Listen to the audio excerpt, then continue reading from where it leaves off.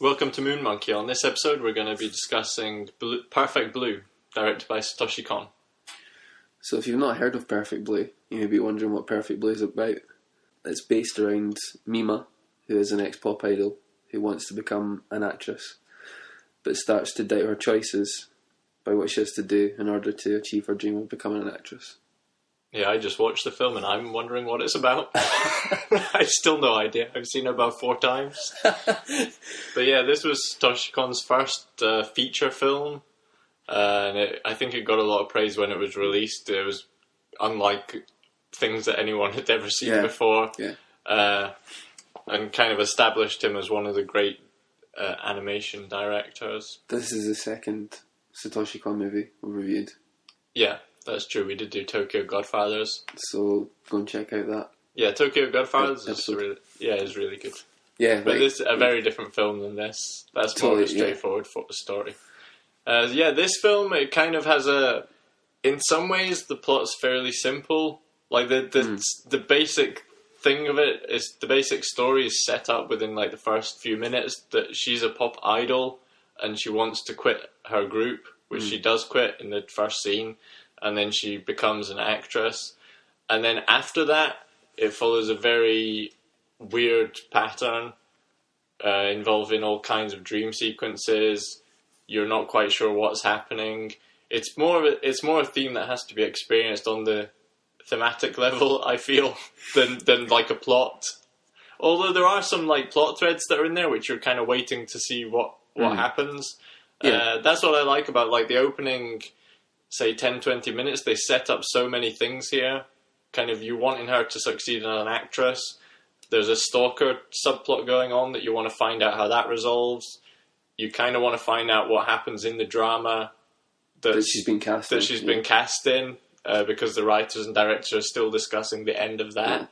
But then as it goes along, it kind of weaves together, and you start to become unsure. What is reality? Yeah, because that was one of the things that, like at the beginning, the writer for the drama she's casting is talking about who's the murderer, are they going to catch him? And then towards the end, it starts to blend into that's the reality that she's living. Like that becomes her story, or her story becomes the drama, I suppose. Yeah, it's a very kind of grey area of the movie. You really you start to question every scene. Is that part of the movie inside the movie? Yeah. Or is this her? Is she just dreaming this? Is this reality? Is she going crazy? Are other people crazy? Yeah. And she's alright, or you just don't know. And there's the two different aspects of our persona. Yeah. There's the pop idol and the actress, and there's that constant conflict between the two throughout the film. Yeah, that's the thing. One of the things I realised watching it through this time was the idea of like naivety and purity when she was the pop idol, as opposed to when she becomes an actress, and she's kind of cast aside by the entertainment industry because she's no longer pure. She's no longer like youthful, which I suppose is relevant in every age. Like it happens to singers nowadays when they graduate from like being a young kind of teen idol and try and like come through as an adult performer. Not literally an adult performer, but an older singer. They've got to kind of break through that idea of like their old fans might not necessarily follow them to like what they're doing now. And that's what like the main character in this struggles with, because she's basically left behind her old fans who liked her because she was the young teen idol and maybe won't follow her into the future, and that's what she's struggling with. But I think she does become successful in her new role, but it's like she's changed. She's actually become... she's literally become another person or a different person. It's definitely a film, like this is the first time I saw it, but it's definitely a film you need to watch a good couple more times. Yeah. You need to see it a few times before you totally decide what your feelings are on the movie. That's the thing, the first time there's a lot to take in with like weird stuff happening because you're trying to figure out what's going on and probably trying to follow it as like a conventional plot, which it isn't, so it's almost impossible to follow it in that way. But yeah, if you follow the kind of themes through it, it makes it slightly easier because you see the same things coming up again. Like I was saying, the scene when she's with the photographer and he's doing like an adult photo shoot with her, which is like a break from what she's done before. So it's like feelings of regret and embarrassment and these kind of things coming through. One of the things that I did like about the film, in terms of like the direction, was the idea of duality, which is shown up with like all the reflections. Like you see her reflected in the glass on the train or in reflective floors and a lot of things like that I really liked. And also the way that you're never sure whether she's on a film set or whether like it's real. Yeah, you never know what's really. Yeah, you can think, oh, this is a real life, and then you hear cut. Yeah, and it's like, oh, what was the movie? Or then you hear action, and it's like, but this isn't the movie, or is it? You've just no clue. You're so taken out of what you would consider to be a normal plot. You just don't know what's going on, what's real, and what's meant to be part of this fictional movie that's going on. That's the thing. It really plays with the concept of film, and I think it works especially well in animation because you don't really have a choice when you sit down to watch a film. You essentially have to believe what they're showing you is correct, and it's not a dream or it's not like a fake movie. But that's the same kind of when you watch every movie. It's all a make-believe, it's all an illusion. But this film plays with that concept and shows you something where you think, oh, this is real. And then I'll say, oh no, they're just filming that. That's not real. It's really impressive that it was from 1997.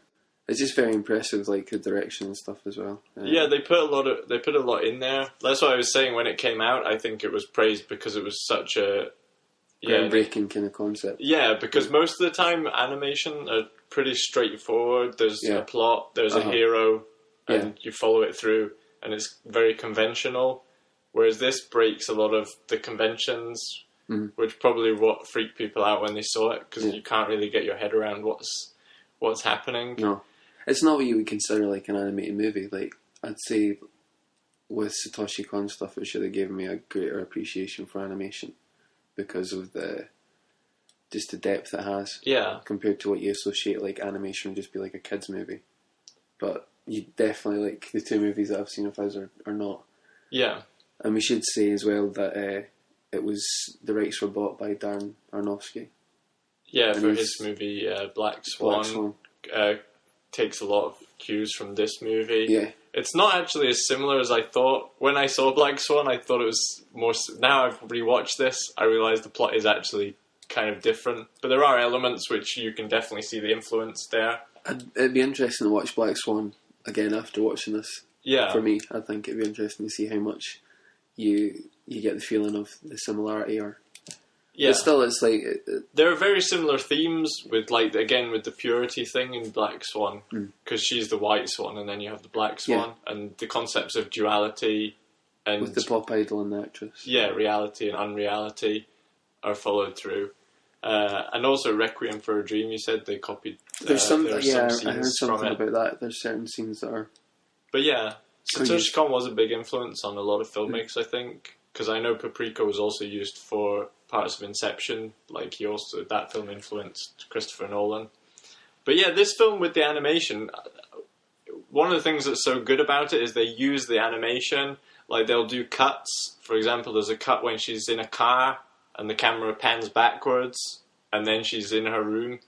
Like they'll do interesting cuts like that, or characters will morph into something else, which works a lot better in animation than if you'd seen it in CG or special effects. It is really impressive the amount of effort I think they go through for each frame and the amount of detail they put in and stuff. Like I've noticed that about the two movies I've saw. Well, it's like when you see her room and things, you get a really good sense of the type of person she is, but just from a very small amount of information. And they even just go around each one and almost close up to show you different elements of her. Yeah.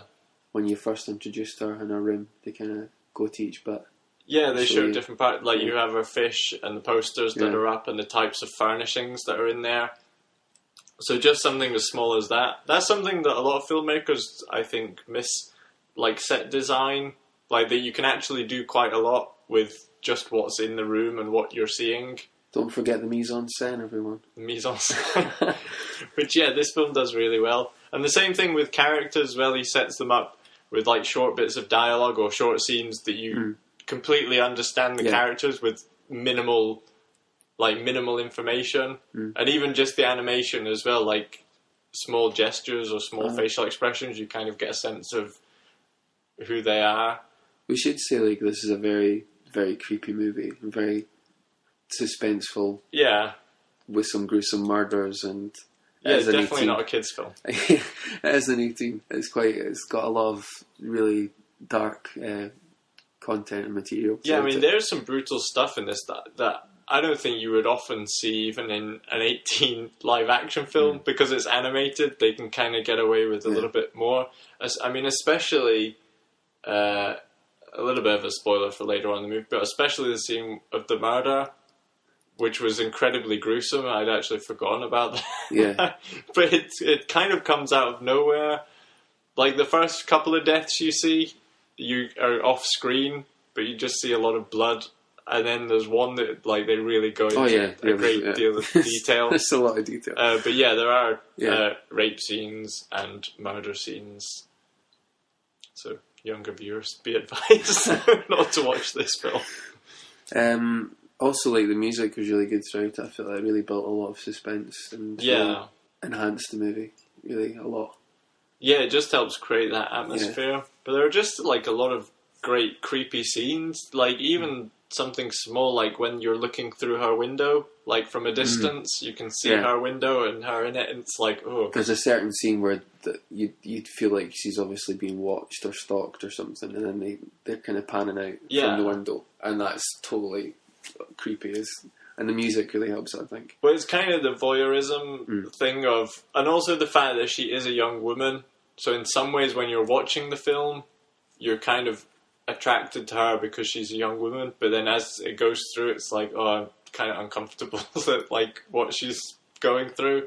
And that was the same thing with when she becomes an actor and she has to do, like, increasingly more, like, sordid things to stay famous. Yeah.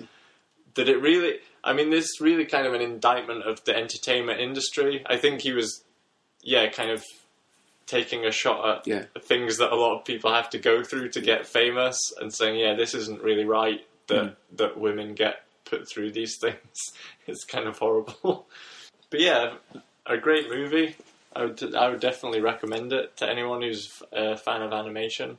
Or even if you're not, because, like, I mean, I'm not really, as I said on the Tokyo Godfathers one, it's not something I would really go and see. But after seeing Tokyo Godfathers, I was so impressed by, like, the direction and the storytelling that you could get through animation, and even some of the stuff that you can get away with. Yeah, because I do feel that to some people it's concerned about, it's just a kids thing, but it's just really impressive what Satoshi Kon was able to do. Yeah, if you like thrillers, and especially more unconventional films, like, it's not a straightforward film, it's a very weird, very different kind of film than you would usually see. I mean, definitely, if you like Black Swan, then... Well, thanks for listening. Make sure to like and subscribe, and check us out on iTunes.